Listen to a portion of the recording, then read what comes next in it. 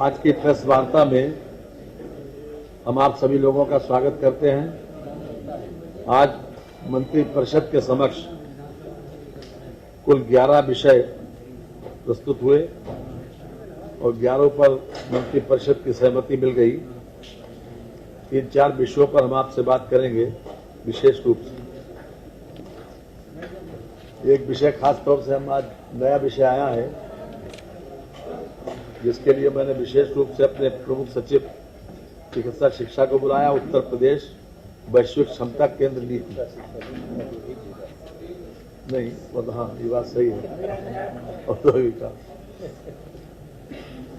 Uttar Pradesh state carriage बस अड्डा contract carriage व all India tourist bus park स्थापना एवं विनियमन नीति 2025 की मंत्रिपरिषद ने आज सहमति दे दी। ये हम सब जानते हैं कि लगातार जो उत्तर प्रदेश में हमारी कनेक्टिविटी बढ़ी, इंफ्रास्ट्रक्चर बढ़ा, तो उसके साथ साथ बसों की संख्या बहुत ज्यादा बढ़ गई और बसें जहां तहां खड़ी होती हैं। यहां तक कि जो यूपीएसआरटीसी की बसें हैं और जो हमारे पुराने बस अड्डे बने हुए हैं उनमें भी इतनी जगह है कि उसके बाहर भी बसें खड़ी हो जाती हैं। तो आवश्यकता को देखते हुए आज परिवहन विभाग की ओर से ये विशेष नीति प्रख्यापित की गई है, जिसमें विशेष रूप से प्राइवेट पार्टिसिपेशन के माध्यम से ये व्यवस्था की जा रही है कि 2 एकड़ जमीन पर प्राइवेट बस एक स्टैंडिंग बस अड्डे की व्यवस्था की जाए ताकि गाड़ियां उस पर खड़ी हो सकें, क्योंकि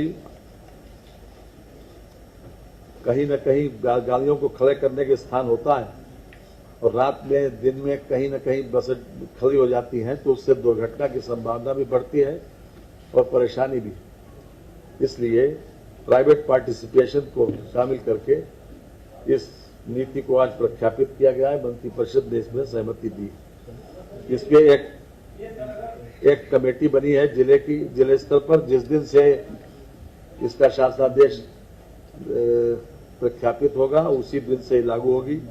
इसमें समिति में जिलाधिकारी, वरिष्ठ पुलिस अधीक्षक, नगर आयुक्त या नगर निगम के सचिव, विकास प्राधिकरण अधिशासी अधिकारी, नगर पालिका परिषद के या नगर पंचायत के सचिव, संबंधित तहसील के उप जिलाधिकारी, संबंधित सर्किल के पुलिस क्षेत्राधिकारी, सहायक संभागीय परिवहन अधिकारी, प्रवर्तन सहायक क्षेत्रीय प्रबंधक परिवहन निगम, अधिशासी अभियंता लोक निर्माण विभाग, अध्यक्ष नियामक प्राधिकारी, जिलाधिकारी के द्वारा नामित कोई विषय विशेषज्ञ। इस प्रकार से 9 सदस्यीय कमेटी ये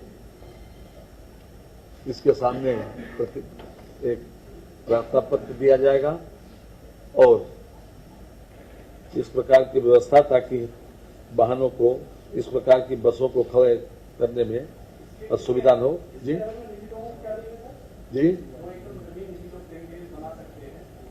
वो नेगोशिएबल है। 5 किलोमीटर की दूरी से ज्यादा नहीं होनी चाहिए और 7 किलोमीटर जहां बस जाए उसकी चौड़ाई होनी चाहिए और 2 एकड़ जमीन। ये कुछ बातें हैं प्रिलिमिनरी, उसके बारे में हमने आपको जानकारी दी और ये जिस दिन से इसका शासनादेश प्रख्यापित होगा उसी दिन से ये लागू होगा। ये मंत्रिपरिषद के समक्ष एक पहला विषय आज आया था। दूसरा विषय जिसके लिए हमने आपको खास तौर से आज बुलाया है कि उत्तर प्रदेश वैश्विक क्षमता केंद्र नीति, ये भी अपने आप में बहुत इनोवेटिव है। इसके बारे में मैं अनुरोध करूंगा अपने प्रमुख सचिव श्री आलोक कुमार जी द्वितीय आलोक कुमार द्वितीय, वर्तमान में आप औद्योगिक विकास देख रहे हैं, इनसे अनुरोध करेंगे कि वो भी विशेष रूप से जानकारी दे दें। एक मिनट सॉरी, पहले माननीय मंत्री जी से अनुरोध करेंगे कि 2 विषय आपके हैं। एक नगर निगम का है जिसमें इसी प्रकार का एक व्यवस्था नगर निगमों में भी की जा रही है, तो उसमें भी पार्किंग की व्यवस्था की जा रही है नगर निगम का। और दूसरा एक पावर का है कि हमने जो पावर परचेज करने की व्यवस्था की है लगभग 1600 मेगावाट की, जिसमें से व्यवहारिक रूप से हमको 1500 मेगावाट मिलेगी। 2 विषय माननीय मंत्री जी देंगे और उसके बाद एक विषय, और एक विषय हम दें कि ट्रांसफर पॉलिसी इस वर्ष 25-26 की आज मंत्रिपरिषद ने अनुमोदित कर दी। इसमें सामान्य रूप से वही सारे प्रोविजंस हैं जो पिछली बार दिए गए थे। इसमें खास तौर से एस्पिरेशनल डिस्ट्रिक्ट और एस्पिरेशनल ब्लॉक्स में किसी भी प्रकार से वहां पर कोई खाली न रहे, उसकी व्यवस्था जरूर करनी है। और 1 महीने तक ट्रांसफर पॉलिसी एप्लीकेबल रहेगी, 15 मई से प्रारंभ होकर 15 जून तक। मैं आदरणीय श्री ए.के. शर्मा साहब से अनुरोध करेंगे कि अपने 2 विषयों पर। 11वां यह है कि अभी तक राज्य कर को हम कॉमर्शियल विभाग मानते थे, लेकिन आज मंत्रिपरिषद के समक्ष जो प्रस्ताव आया है उसमें सेवारत विभाग भी शामिल हो गया। विशेष रूप से क्योंकि कार्यालयों के लिए जमीन खरीदना होती है, तो जमीन बजाय इसके कॉमर्शियल विभाग के लिए जमीन खरीदना पड़ती थी। अब सेवारत विभाग आ गया, तो इसलिए हम शासन के दूसरे जहां जहां जमीन हमको मिल सकती है निःशुल्क वो हम ले सकते हैं। जी, सेवारत विभाग घोषित किया जी, अभी तक कॉमर्शियल विभाग। यस, माननीय ए.के. शर्मा जी। धन्यवाद सर। आज माननीय वित्त मंत्री श्री खन्ना जी का जन्मदिन भी है, तो आप लोग उनको बधाई भी दे सकते, जिन्होंने नहीं दिया हो।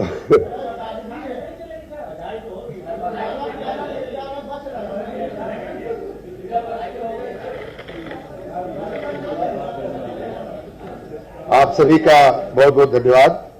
जैसा कि आप जानते हैं, उत्तर प्रदेश प्रगति के पथ पर जा रहा है और स्वाभाविक है कि हमारी ऊर्जा की जो मांग है, ऊर्जा की जो खपत है, वो दिन प्रतिदिन बढ़ती जा रही है। पिछले वर्ष आपने देखा कि 30,000 मेगावाट की पीक डिमांड हम लोग क्रॉस कर गए थे, और इस बार भी अगर वही ट्रेंड रहा तो इस बार भी कुछ वैसा ही होगा। इस बढ़ती हुई मांग के मद्देनजर भारत सरकार की जो हमारे इलेक्ट्रिसिटी रेगुलेटर हैं और हमारे यूपीपीसीएल ने मिलकर के एक आने वाले 10 साल का एक पावर प्रोक्योरमेंट का प्लान बनाया हुआ है 2034 तक का, और उसके दृष्टिगत हमने जो मांग आएगी उसके दृष्टिगत जो हमने कैपेसिटी जो हमने अनुबंधित किया है, कॉन्ट्रैक्ट किया है, वो लगभग 47,600 मेगावाट की क्षमता हम ऑलरेडी कॉन्ट्रैक्ट कर चुके हैं। उसमें से 33,000 क्षमता का जो पावर प्लांट्स हैं वो ऑलरेडी कार्यान्वित हो गए हैं, और 14,000 की क्षमता के प्लांट जो हैं वो कार्यान्वित होने की दिशा में आगे बढ़ रहे हैं।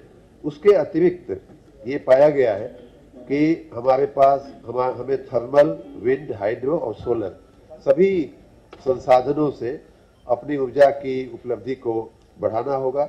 उसमें विंड भी हम कॉन्ट्रैक्ट कर रहे हैं जहां से भी उपलब्ध हो रही है, हाइड्रो भी कर रहे हैं, सोलर भी कर रहे हैं। अगर मैं और डिटेल में आपको बात करूं तो जो रिन्यूएबल का हमने जो कॉन्ट्रैक्ट और पीपीए साइन किए हैं, वो सोलर का 5,000 मेगावाट का, उसमें 5,000 मेगावाट लेना है, 3,000 का पीपीए साइन हो चुका है, और 2,000 मेगावाट का बिडिंग प्रोसेस चल रहा है। विंड का 13,000 का मेगावाट का पीपीए साइन हो चुका है। उसी प्रकार हाइड्रो ये हम मिक्स इसलिए कर रहे हैं कि कहीं कोई संकट हो और रिन्यूएबल का हमारा जो परचेज ऑब्लिगेशन है उसको मीट करने के लिए ये सब मिक्स बास्केट हम बना रहे हैं। हाइड्रो का उसी प्रकार से 5400 की कैपेसिटी जो है 4,000 मेगावाट की बिडिंग के प्रक्रिया में है।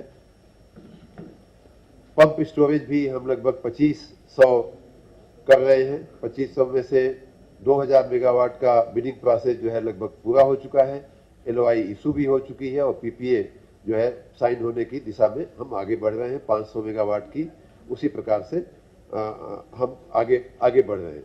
और कई स्रोतों से हमें सोर्स कहते हैं कि सोर्स एग्नोस्टिक बोलते हैं उसको, मतलब सोर्स कुछ भी हो, हमें बिजली चाहिए। उस तरह की भी लगभग 3000 मेगावाट की हम कैपेसिटी को बिड प्रोसेस में हम आगे बढ़ रहे हैं। अगर थर्मल पे हम आते हैं तो आपकी जानकारी में है कि और रिन्यूएबल में भी इस समय उत्तर प्रदेश राज्य जो है बहुत अच्छा प्रगति कर रहा है। हम लोग काफी उसके पीछे लगे हुए हैं। सोलर प्लांट्स लगाने की दिशा में, पार्क्स बनाने की दिशा में, हर घर सूर्य की दिशा में माननीय प्रधानमंत्री जी का जो योजना है उस दिशा में किसानों को के खेतों को सौर ऊर्जा से ऊर्जीकृत करने के लिए पीएम कुसुम नाम की जो योजना है, अभी कुछ दिन पहले माननीय केंद्रीय मंत्री जी भी आए थे, उन्होंने भी देखा। तो इस प्रकार रिन्यूएबल की दिशा में हम लोग काफी तेजी से आगे बढ़ रहे हैं, लेकिन थर्मल भी हमें लगाना होगा। और उस प्रकार थर्मल की जो हमारी जो आने वाले दिनों के लिए 2034 तक के लिए जो एक अनुमान लगाया गया है, उसमें कहा गया है कि 10,795 लगभग 10,800 मेगावाट की थर्मल हमें लगा लेनी चाहिए।